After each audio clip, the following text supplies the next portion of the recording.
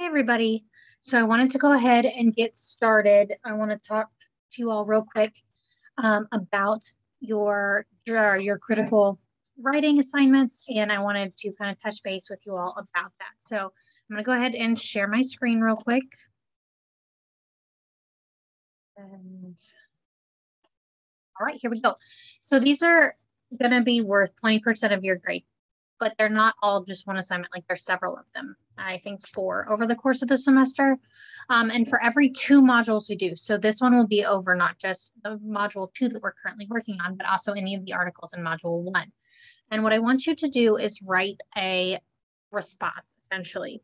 And it'll be 3 paragraphs. I want it to be at least 1 page, single space, and Times Roman font, 1-inch margins, all the normal stuff. But I want it to be single spaced, emphasis on single spaced, in 3 paragraphs. In the first paragraph, I really just want you to kind of summarize the main points, put it into sociological context, show me that you're understanding kind of what this article was about, what the author's main findings was, especially in the first 2 weeks. The first one's probably going to be more about the theoretical concept they're trying to talk through and why that contributed so much or why it was important. Right. So if it's a findings things, why was this findings?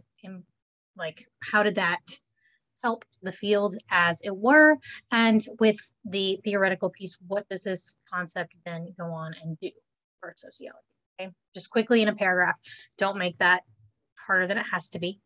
In the second paragraph, I want you to apply the author's ideas or those concepts you talked about in the first paragraph to something in public discourse.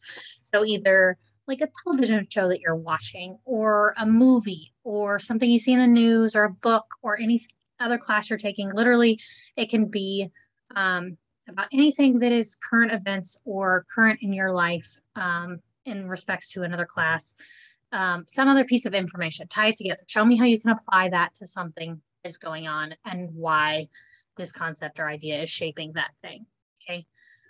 And in the third paragraph, I want you to demonstrate how you would use this information moving forward, whether it be in a job, whether it be moving forward in your academic goals, whether it be an interpersonal relationship you have. So we're going to talk a lot about in this module about theory when it comes to race and diversity and intersectionality. So how is this idea of intersectionality maybe like impacting how you might interact with some of your peers who may not have the same intersections as you, or how you might understand that you as a woman may experience life differently than someone else is a woman, or whatever. Like these are just examples, but how you might use this information to move forward in your life, or how you might relate it to one of those lovely social media debates that you might find yourself in, or something to that effect, right? And really, this is just showing me that you can apply the information that you have in front of you and that these concepts are not